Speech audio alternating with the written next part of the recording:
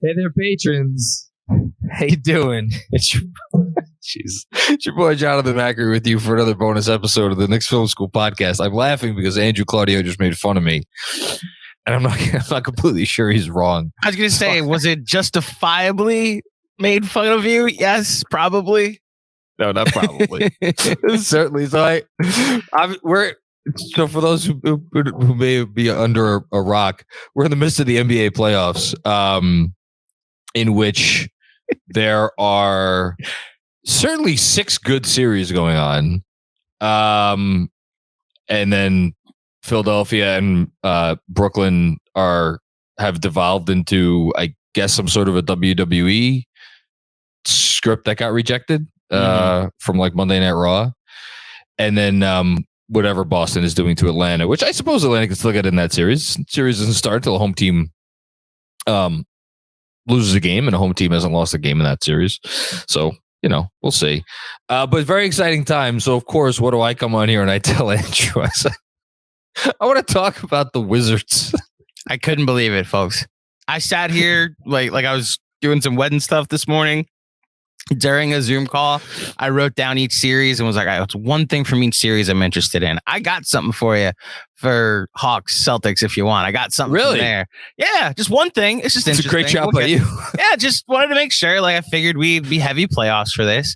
And we jump on, like, we talk some offseason stuff. And I thought you were going to go more toward the direction of the Nick Nurse firing, which happened about half an hour ago. Which we'll talk about also. The implications that could lead to. There's a series currently going on, the connections that Jeremy just made in our faculty chat of how the Nick Nurse firing now presents a path if you connect the dots, 7 steps of separation to the Knicks getting Embiid.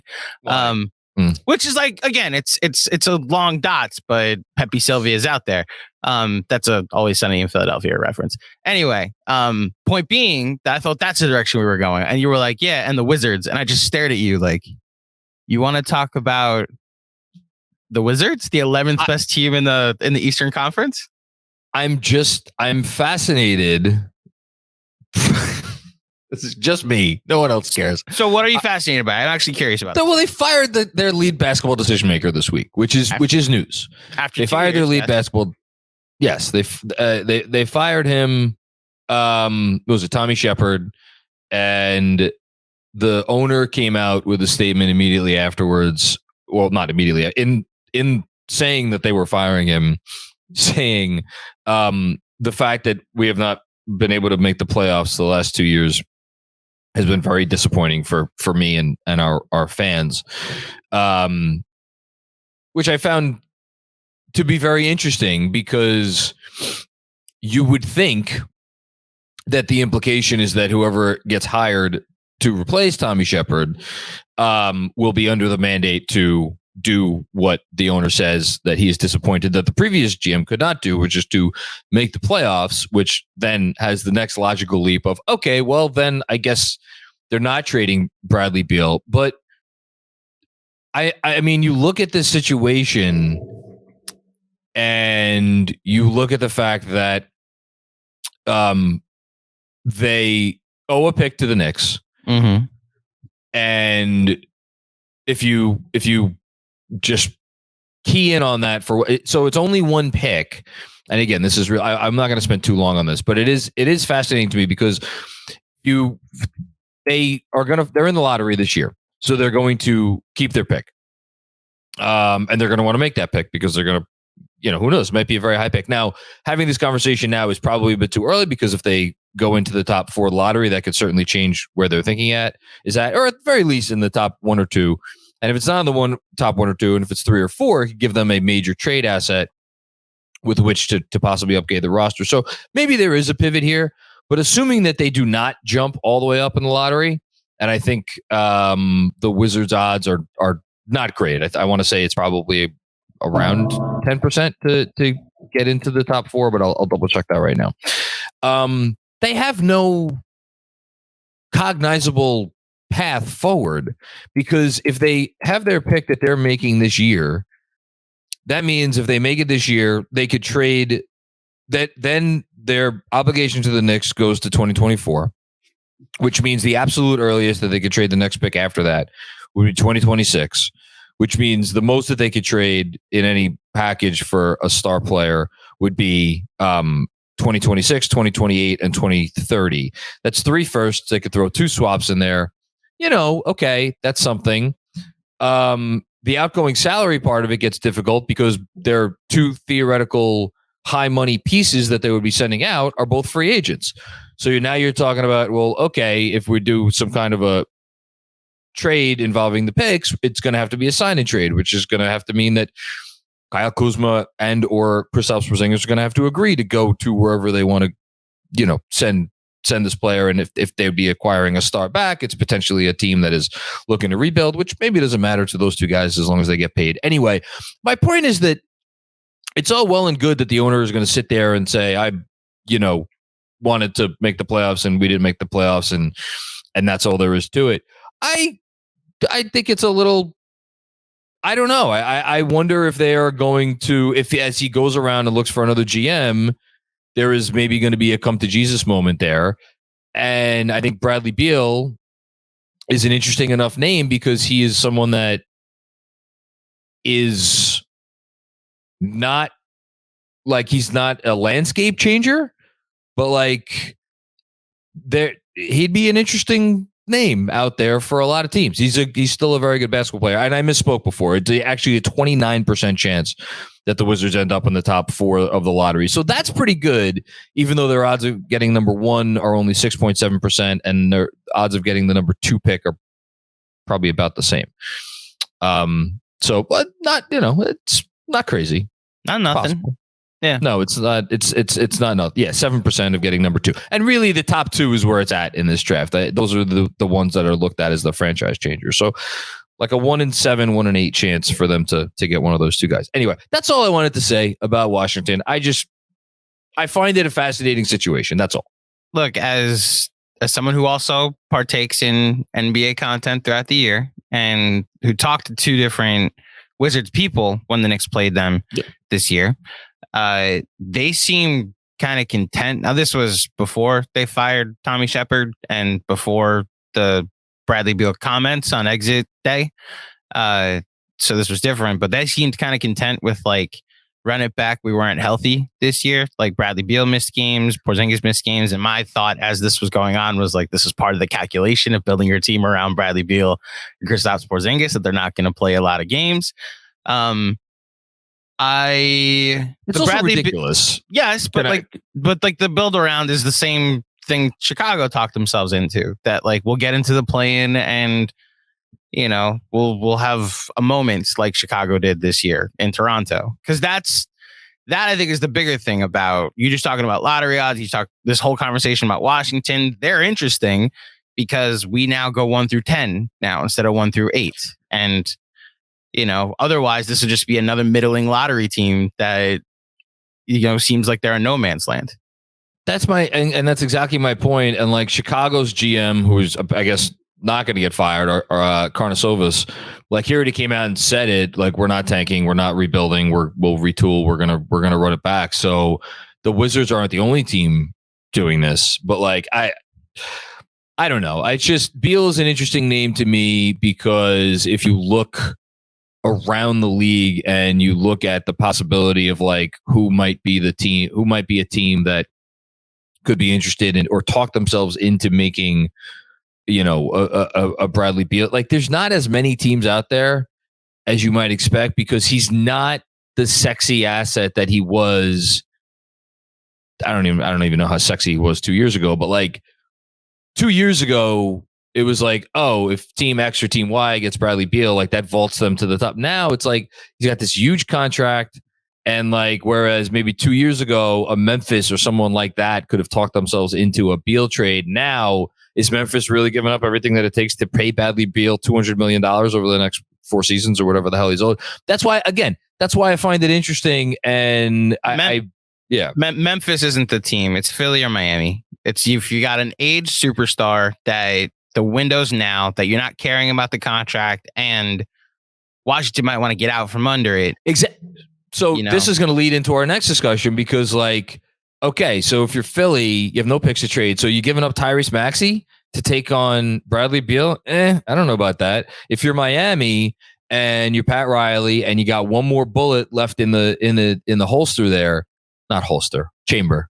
The gun goes in the holster, the bullet goes in the chamber. I know you know so much about weaponry, so yeah, totally. From my time in the South, yes, John. Yeah, you got one more bullet in the chamber there. Do you want to spend it on Bradley Beal? Like, I don't know about that either. It's an interesting name. That's all. Okay, so how does this relate to the other news of the day, which is Nick Nurse getting fired? Which again, I was shocked by because really because this is a guy that not long ago, I mean, certainly last summer, there was talk of like, how many do the Lakers have to give up like both of their future first round picks to get Nick Nurse, you know? And now in the span of a year, which was obviously not a good year for Toronto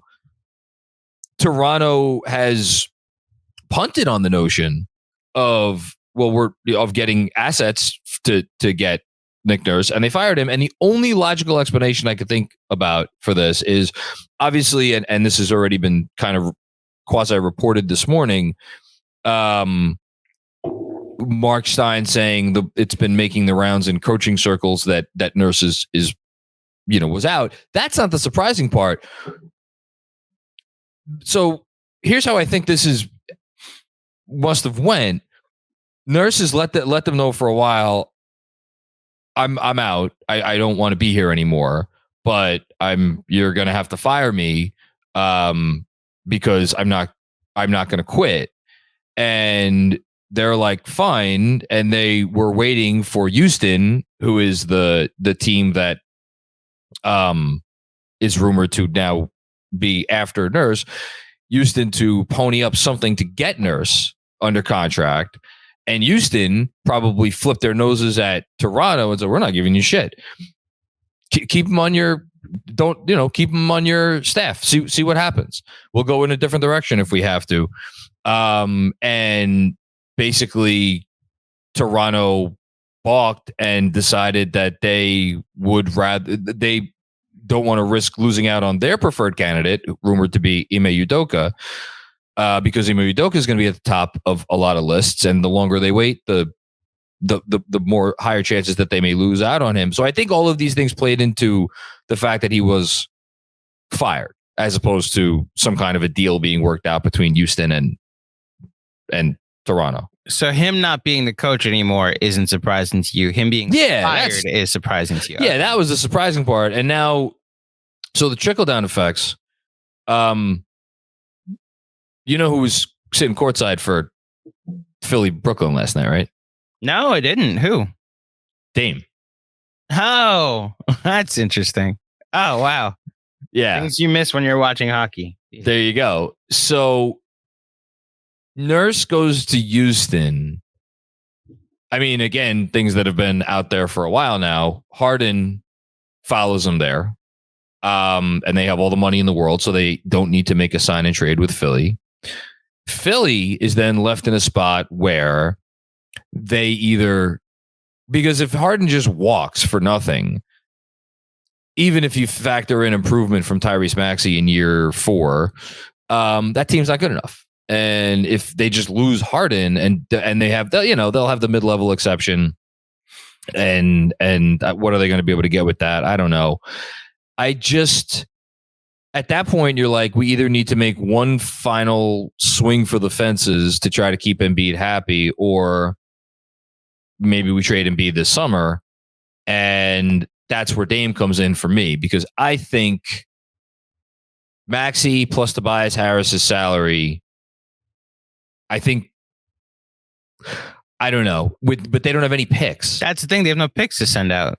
But if you're Portland, and then it goes back to... You want picks back for Dame. So the thing about the Blazers, though, they don't really like, they've tanked obviously the last 2 seasons, but do they have the appetite for a full-on we're going to be garbage tank, or do they want to try to do it more like the Pacers did it this year, where it's like, we're going to have an exciting young player that's going to make our fan base excited and give us a reason to like have a good season, but we're also going to be bad enough that we're going to be in the lottery again next year. And my only point is that I wonder if Tyrese Maxey, if they're looking to go that route, is there a better player that they're going to get on a rookie contract? And obviously Maxey's extension eligible this summer. Is there a better player they're going to get on a rookie contract than Tyrese Maxey from a team that actually wants to trade said player on a rookie contract? And this is where I think Dame's much better than Bradley Beal. You know, XJ was just saying in our faculty chat, like he thinks Dame was the best offensive player in the league this year. And there are numbers that would agree with that. It's the case I'm about to make. Yeah. I don't know that I could go that far. And also Dame is old. He's 30. Was he 32, 33? He's 32, the same age as a year younger than Kevin Durant, who just got traded for Mikal Bridges and 4 picks. Yes, but that's also Kevin Durant, who was proven to be the best. I mean, who has played 10 less games than Dame Lillard. So even more of an injury risk. You're not getting him for no picks. I'm sorry. You're just not getting him for no picks. That's why Miami's the team for Dame. Beal is the team for Philly because Beal has a contract that's going to age poorly, but the beginning of it might make more sense. And Embiid originally wanted Beal in the first place over Harden. That's been reported. When they made the Harden trade last year, he originally wanted Beal, and he didn't want to leave Washington because he wanted to get his extension. I don't think Philly trades Maxey for Beal. Well, that's the other interesting part is I probably wouldn't either, but I also understand if he raises your ceiling for a year and you're just making the calculation that like Bradley Beal is more of an asset to try and win a championship next year. And this is our last ditch effort to convince Embiid. I don't think that's a great. I don't think that's. John, I don't even know if that is the correct calculation because, again, Beal's going to miss games. I'm just trying to put my head in both Daryl Morey's head and the Washington mindset, you know? I agree Miami looms as a Dame team. My hesitation there is I don't know that Tyler Hero has shown enough through 4 years because Miami is pick encumbered too. Now this has been talked about for it feels like 2 years now that the Heat can try to pull chicanery with the pick protections on a pick they owe to Oklahoma City and what that would entail and what they would have to give up to take protection. But there is a path for Miami to trade multiple first round picks. It's also Miami, which is a team and a franchise that has historically not bottomed out. So what are the value of, what are the value of, future Miami picks? Like, I don't know. It's all an interesting situation. And of course, how the lottery shakes out impacts all of this. So it's a conversation we'll have later, but like, if you're worried about this summer being a boring summer in the NBA, immediately you could put on your dartboard, Dame is in play, Beal I think is in play, I think Embiid is in play, Harden obviously is in play, but we know where he's going, and yeah. I want to see how the playoffs play out before I say Embiid's in play. That's just where I'm going to start. Because I think this transitions into, we're talking about this doomsday scenario where Harden walks, and I get it why that's the more fascinating conversation to start with because of what just happened with Nick Nurse.